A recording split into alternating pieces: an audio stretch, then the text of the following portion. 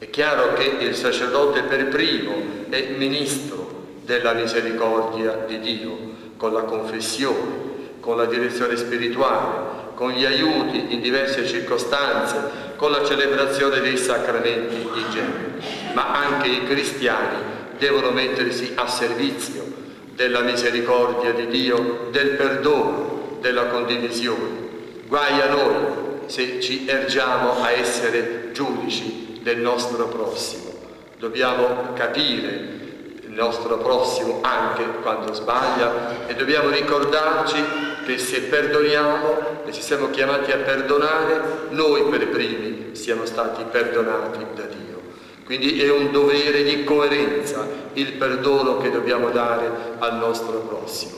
Ecco allora questa prima indicazione: essere servi non di un giudizio che condanna, ma di una misericordia che dà consolazione, di una misericordia che dà perdono, che quindi permette di camminare insieme.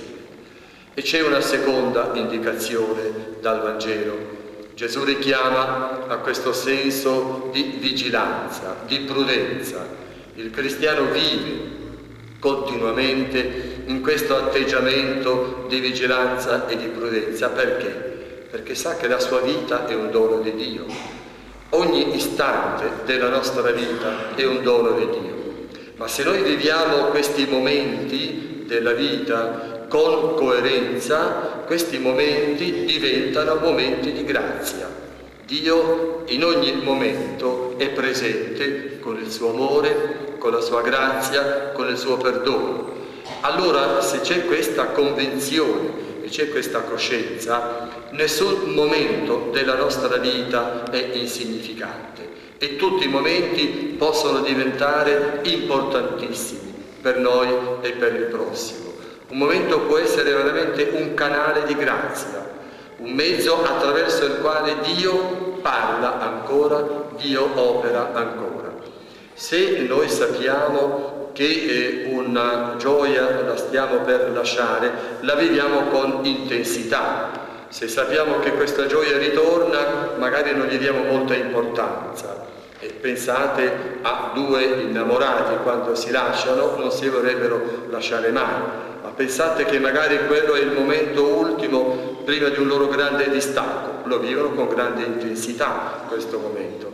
Ebbene, tutti i momenti della vita sono momenti di grazia e allora li dobbiamo vivere con questa intensità, con questa partecipazione. Perché? Perché sono un dono di Dio e allora li dobbiamo vivere con gratitudine, non sprecare niente della nostra vita, nessun momento della nostra vita. Ogni momento è voluto da Dio, è donato da Dio e possiamo così, come l'abbiamo ricevuto in dono, donarlo al nostro prossimo. Ecco, cerchiamo di vivere così questo insegnamento che il Signore ci dà oggi in questa celebrazione dell'Eucaristia. Essere sempre ministri del perdono e della misericordia, vivere in ogni momento con la coscienza di essere a servizio di una grande causa di Dio, la causa dell'amore, della carità e della speranza.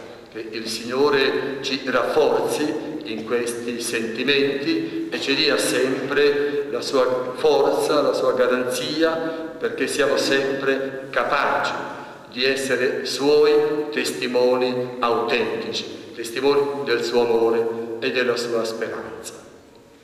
Amen.